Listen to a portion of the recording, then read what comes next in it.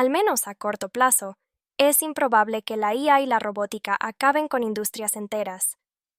Los empleos que requieran especialización en una estrecha gama de actividades rutinizadas se automatizarán, pero será mucho más difícil sustituir a los humanos por máquinas en tareas menos rutinarias que exijan el uso simultáneo de un amplio espectro de habilidades y que impliquen tener que afrontar situaciones imprevistas. Pensemos en la atención sanitaria, por ejemplo. Muchos médicos se ocupan de manera casi exclusiva a procesar información, recaban datos médicos, los analizan y emiten un diagnóstico. Las enfermeras, en cambio, necesitan también buenas habilidades motrices y emocionales a fin de administrar una inyección dolorosa, cambiar un vendaje o contener a un paciente agresivo.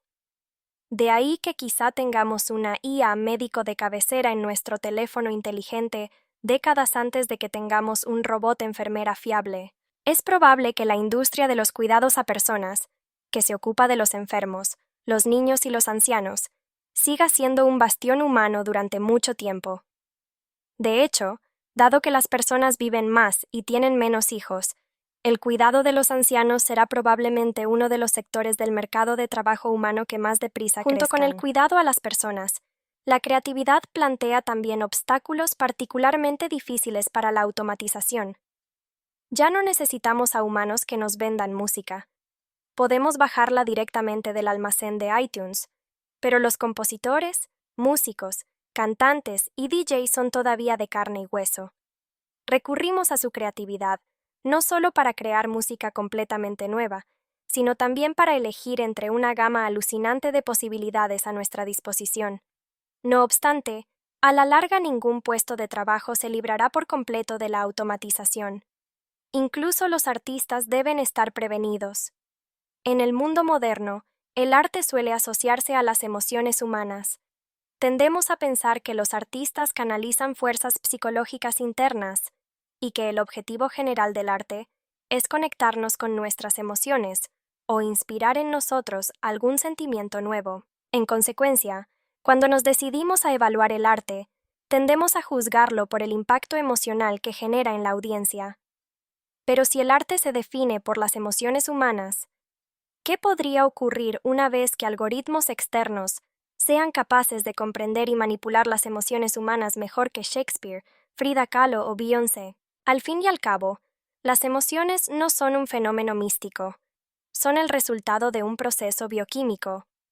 De ahí que, en un futuro no muy lejano, un algoritmo de aprendizaje automático quizá analice los datos biométricos que surjan de sensores situados sobre y dentro de nuestro cuerpo, determine nuestro tipo de personalidad y nuestros humores cambiantes, y calcule el impacto emocional que es probable que una canción concreta, incluso un tono musical determinado, pueda tener en nosotros. De todas las formas de arte, la música probablemente sea la más susceptible al análisis de macrodatos, porque tanto las entradas como las salidas se prestan a una caracterización matemática precisa.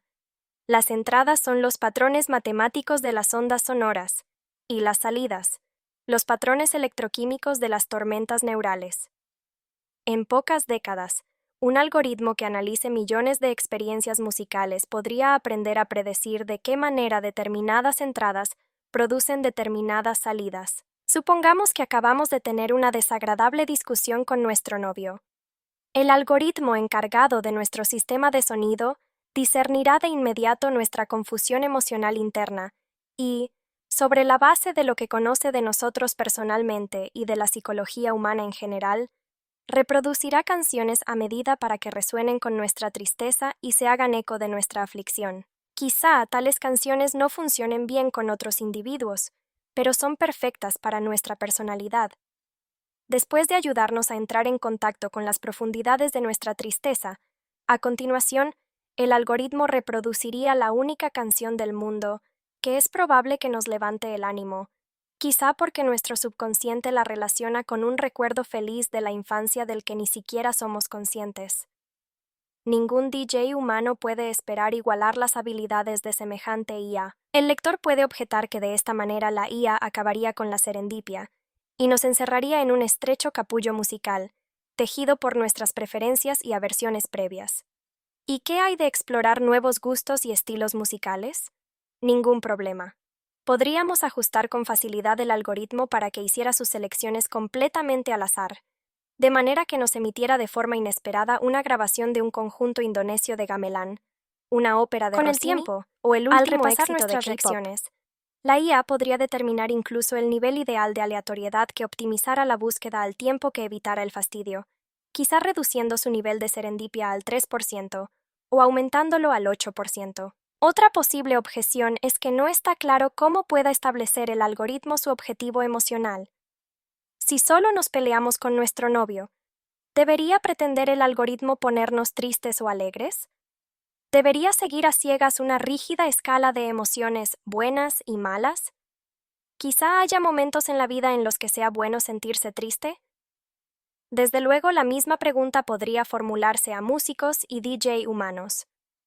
Pero en el caso de un algoritmo, hay muchas soluciones interesantes a este acertijo. Una opción es dejarlo sin más a la libre elección del cliente. Podemos evaluar nuestras emociones como queramos, y el algoritmo seguirá nuestros dictados. Ya deseemos regodearnos en la autocompasión o bien saltar de alegría, el algoritmo seguirá servilmente nuestro ejemplo. De hecho, podrá aprender a reconocer nuestros deseos incluso sin que seamos conscientes de ellos de forma explícita.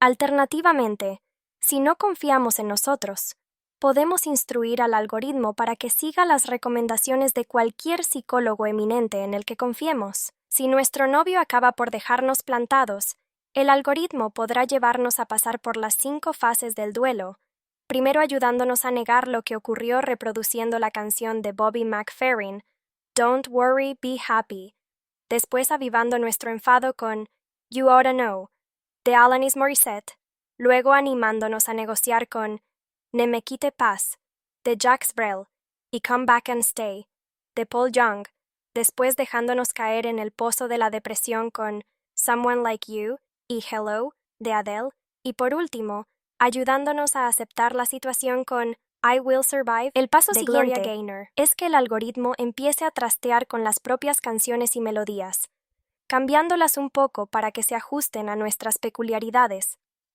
Quizá nos desagrada un pasaje concreto en una canción, por otro lado, excelente. El algoritmo lo sabe porque nuestro corazón omite un latido y nuestros niveles de oxitocina descienden ligeramente siempre que oímos esa parte que no nos gusta.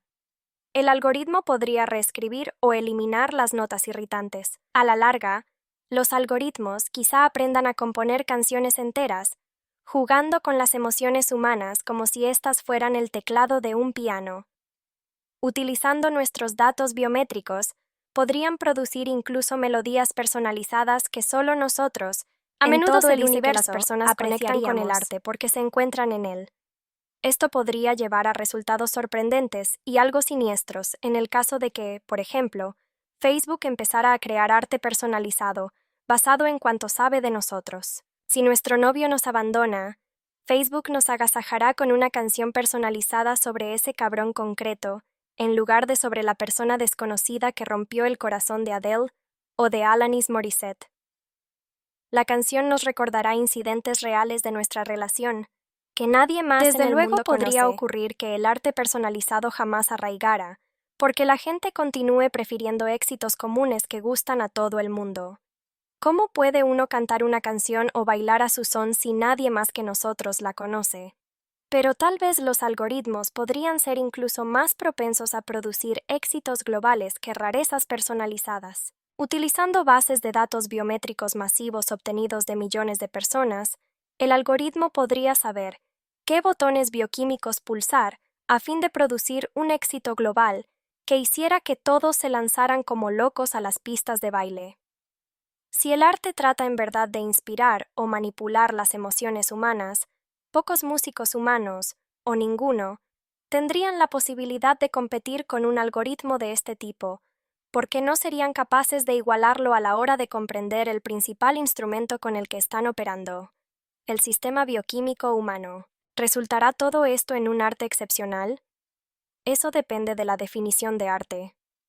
Si la belleza está verdaderamente en los oídos del oyente, y si el cliente siempre tiene razón, entonces los algoritmos biométricos disponen de la oportunidad de producir el mejor arte de la historia. Si el arte es algo más profundo que las emociones humanas y debe expresar una verdad más allá de nuestras vibraciones bioquímicas, los algoritmos biométricos no serán muy buenos artistas, pero tampoco lo son la mayoría de los humanos. Para entrar en el mercado del arte y desplazar a muchos compositores y músicos humanos, los algoritmos no tendrán que empezar superando directamente a Tchaikovsky. Bastará con que lo hagan mejor que Britney Spears.